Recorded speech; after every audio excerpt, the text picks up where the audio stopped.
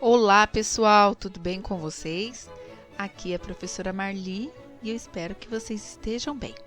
Hoje nós vamos para mais uma aula de língua portuguesa que está no caderno Trilhas de Aprendizagens, volume 2, na página 31, atividade 3.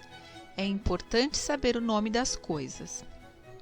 Todas as coisas têm nomes, características e funcionalidades. Se formos a uma loja e não soubermos o nome do objeto que desejamos, podemos até dizer as características ou para que o objeto serve, mas isso pode gerar confusão. E quem sabe, não obteremos exatamente o objeto que desejamos. No mínimo, teremos um pouco mais ou vai nos dar mais dor de cabeça do que se utilizássemos o nome do que desejamos. Numa consulta rápida ao dicionário, conseguimos identificar alguns elementos das palavras que vão além do seu significado. Vamos ver. Neste verbete aqui do dicionário, por exemplo, está destacado a palavra poema. Logo em seguida, entre parênteses, nós podemos identificar aqui a divisão silábica. Poema. Ou seja, após essa consulta ao dicionário, nós podemos tirar essa dúvida de quantas sílabas tem nesta palavra poema. Neste caso aqui, 3 sílabas. E este símbolo aqui, SM, essas siglas, SM significa que esta palavra poema é um substantivo masculino. Em seguida vem o primeiro significado dessa palavra. Então, na literatura, poema significa composição em versos. E o segundo significado dessa palavra é algo que sugere um poema pela beleza, sensibilidade, etc. Então, aquela paisagem é um poema, por exemplo. Na gramática, o uso do diminutivo irregular seria poemeto.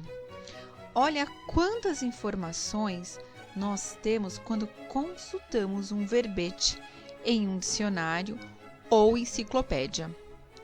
A abreviação SM, que é substantivo masculino, indica que essa palavra é um substantivo, ou seja, o nome de um texto em versos e que este nome está no masculino, portanto, sempre chamaremos de o poema. A gente vai usar o artigo o antes da palavra poema, porque é uma palavra que está no masculino e não no feminino. Então, não seria a poema, e sim o poema. O dicionário nos traz outras informações, mas por enquanto vamos nos atentar apenas aos nomes, palavras que serão importantes para você executar as atividades a seguir. Vamos ler o poema e ver como os nomes aparecem nele. Então, a próxima atividade aqui vocês vão ler este poema com o título de Vontade das Coisas ou Livro das Vontades. Desta vez, eu vou pedir para que vocês realizem esta leitura para a família de vocês. Escolha uma pessoa ou várias que estiverem aí próximas a você e faça essa leitura deste poema em voz alta. Então, o poema começa aqui na página 32, ele continua na página 33 e termina aqui na página 34. Então, boa leitura, uma prática da leitura também. Essa atividade vai ser leitura em voz alta.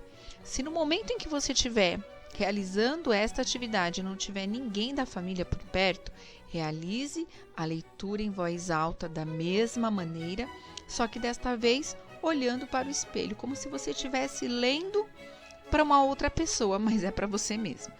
Entendeu? O importante nessa atividade é também praticar a leitura em voz alta, para vocês também se ouvirem e verificarem como está a leitura de vocês. Vocês vão gostar deste poema, tem rimas e ele é muito interessante o jogo dessas palavras. O autor deste poema é Carlos Eldani Davissara. E hoje, além da leitura, vocês vão começar a realizar as atividades referentes a este texto, a este poema.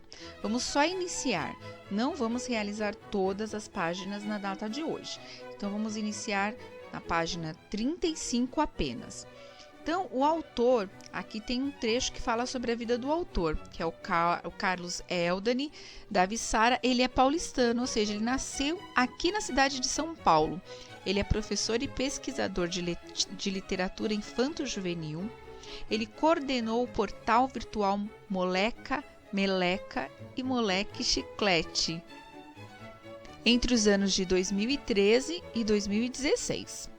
É autor dos livros Uma Mentira de Pernas Bem Longas e Penumbrosa, de 2017, e o primeiro de 2015. Ele também participou das coletâneas literárias Dimensões e dos Descontos de Fadas, em 2016. Na atividade da letra A, diz assim: como você já viu num poema, o sentido das palavras não é exatamente aquilo que aparece no dicionário. O poeta dá novos sentidos a elas. Nesse poema, o autor dá sentidos diferentes à palavra vontade. E antes de tentar compreender melhor o poema, pesquise com alguém da sua família, ou pode ser em dicionário também. Esse dicionário pode ser online, ou um dicionário físico de papel, que se você tiver em casa, e o significado da palavra vontade. Então, assim que vocês procurarem e encontrarem o significado da palavra vontade, vocês vão escrever aqui nestas linhas. Então, não pode ser usando as palavras de vocês. Nessa atividade, é para escrever exatamente o significado da palavra vontade. Você pode tanto pedir para alguém da família explicar para você, ou se você quiser, você já consulta diretamente no dicionário online ou físico para colocar o real significado dessa palavra vontade. No exercício da letra B diz assim: a palavra vontade é um nome que se dá a uma espécie de sentimento que os seres humanos têm. Esse sentimento não é algo que se possa ver ou tocar. Exige que alguém exista para que ele se manifeste. Você não consegue imaginar a vontade sem pensar nas ações das pessoas. Escreva agora 5 palavras que são como a vontade, que elas precisam de pessoas para existir. Quais seriam essas palavras? De que tipo seriam? Por exemplo, a tristeza é uma palavra que precisa de alguém para sentir essa tristeza. Então, seria um exemplo. A alegria, raiva, emoção, nojo, curiosidade, amor e assim por diante. Então, vocês vão escolher as 5 palavras que precisam de pessoas para senti-las. Então, hoje nós vamos ficando por aqui. Na próxima aula, a gente dá continuidade a essa atividade. Beijos, beijos e tchau, tchau!